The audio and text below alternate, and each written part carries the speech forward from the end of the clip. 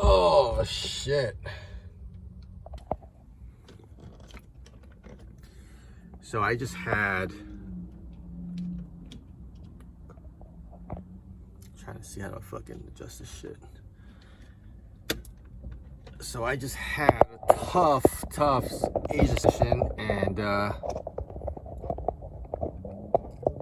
was just kind of like, it's one of those days where I'm just gonna go and fucking buy some donuts and fucking eat it off.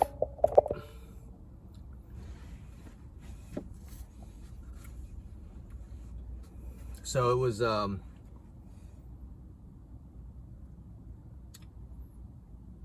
don't know if this fucking light is, this would actually be not too bad if it fucking just, putang ina. There you go. Oh, fuck it. So I had a pretty much super tough Asia session right now. And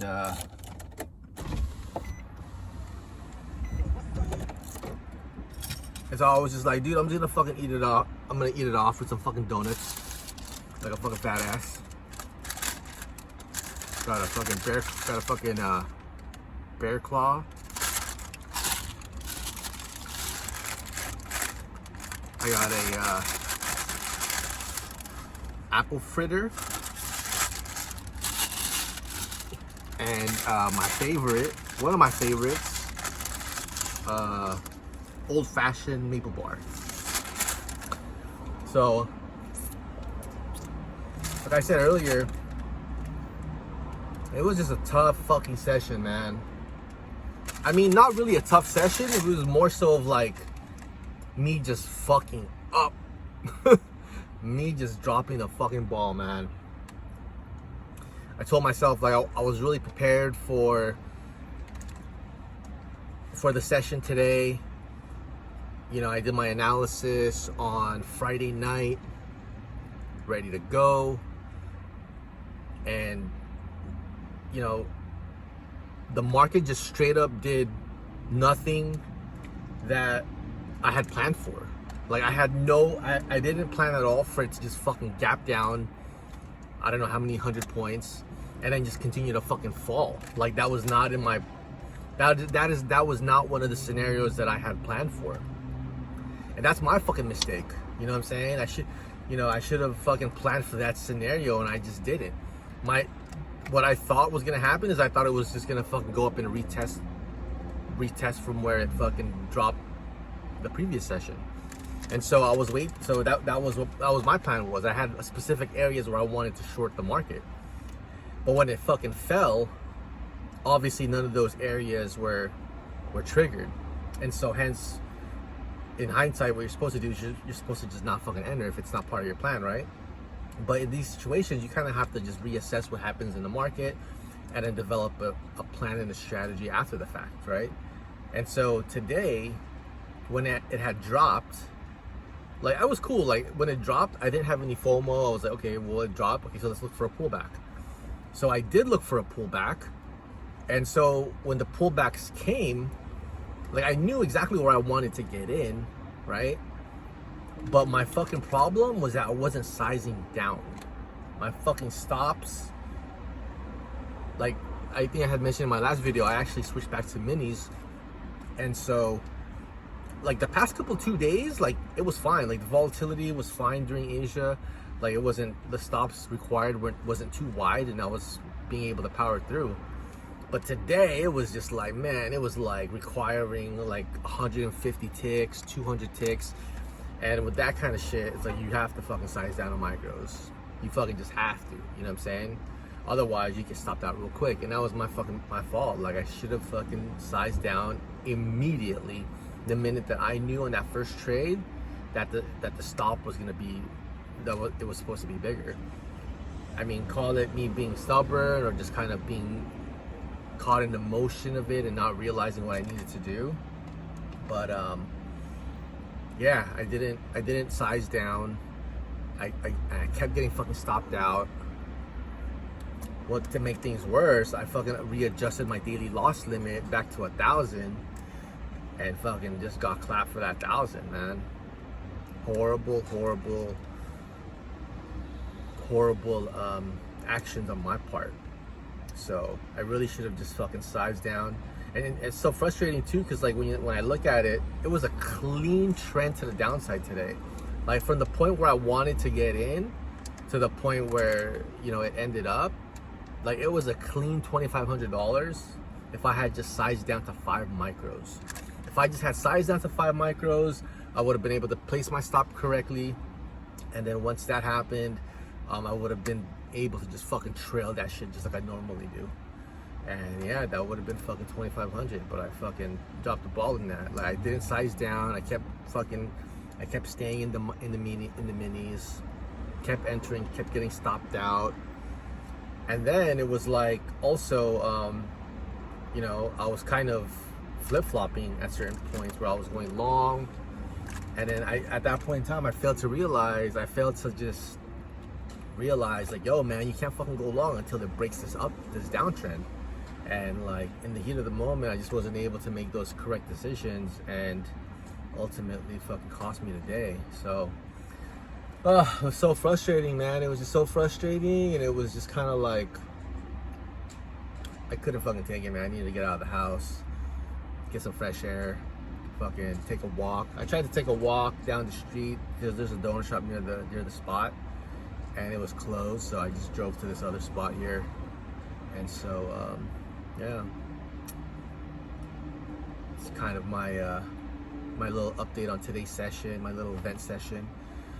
But yeah, it is what it is, man. You just got to remember to, you know, and the thing is, it's like, dude, like the market hasn't really been this, I mean, it was volatile. That's why I actually tried trading micros for a little bit about 2 weeks ago, and then it just kind of didn't work. It didn't sit right with me. And so anyway, that's why I switched back to trading minis. But now I have to realize that in certain situations, man, I have to trade those micros so that I can put those stops where it needs to be. You know what I'm saying? I just have to fucking do it. Either that or don't trade. You know what I'm saying? And so, you know, that's one thing that I really need to come to terms with and accept, and adjust my trading accordingly. So yeah, need to just munch on some donuts and try to not think about the day, and you know, be more prepared tomorrow. You know, I'm fucking down $2,000 from the past 2 days, and it is just painful, man. Painful. It's really painful.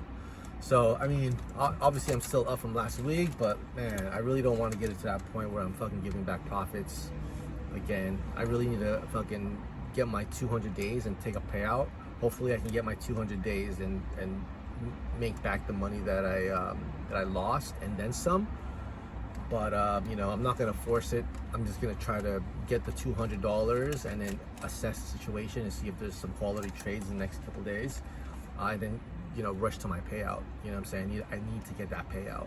So that's the plan. And you know, just gonna have to take the lessons that I learned today to go ahead and adjust my size. The minute when cause dude, like the market fucking dropped 400 points during Asia. Like what the fuck? Like, dude, I don't think it's never done that before. Like in my whole 4 years that I've been trading full time, it's never fucking dumped 400 points during Asia before, even like COVID or whatever. Right? I don't think that's ever happened. So it was crazy, and it kind of caught me off guard. I was kind of like frazzled and shit. So, you know, when that shit happens again, I have to fucking remember.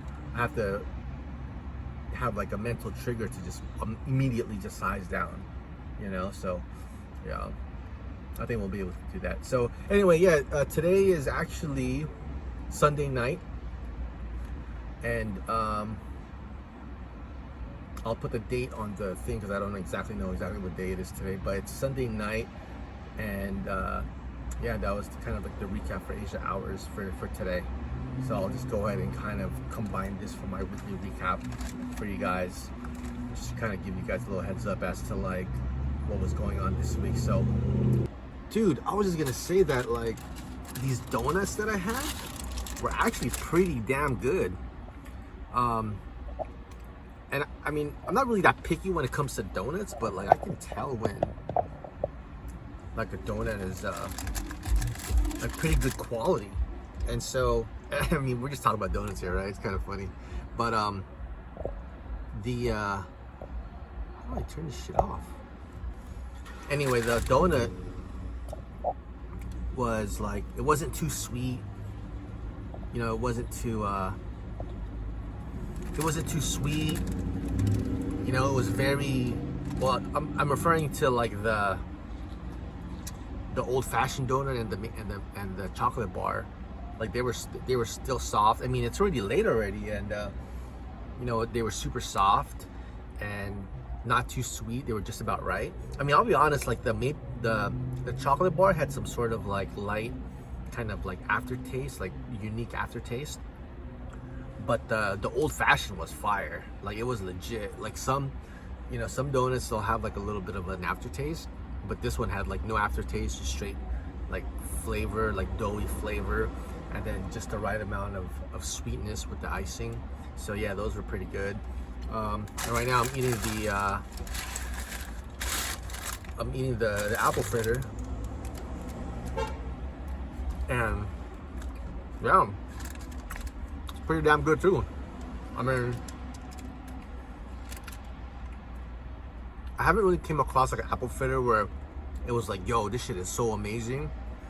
Like they're all pretty much the same. I think pretty much everybody in terms of these donut restaurants, like they pretty much all have like the same kind of recipe. But you know, you can kind of realize what the standard is and know what the standard is if you eat a lot of these. Because I like to try different donut shops. Call me fucking weird, call me a fucking fat ass or whatever, but I don't know why, but I like to go to different restaurants, or not restaurants, but like shops, and I'm always curious to see like, oh, how do they make it at this restaurant, and how is it different from the other one? And so when I go to like these donut shops, you know, I always get the apple fritter because I always want to see like how it tastes in comparison to the other ones. So all the ones that I've been to around here in this area, they taste pretty much the same. So because of that, like if I taste one that's kind of like different, then you know, like, oh, maybe the quality's off.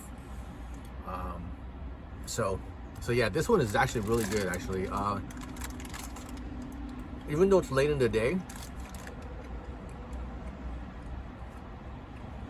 it still tastes very fresh. Like still fresh. Like they probably baked it within the past couple of hours or something. It still feels fresh. It doesn't taste stale.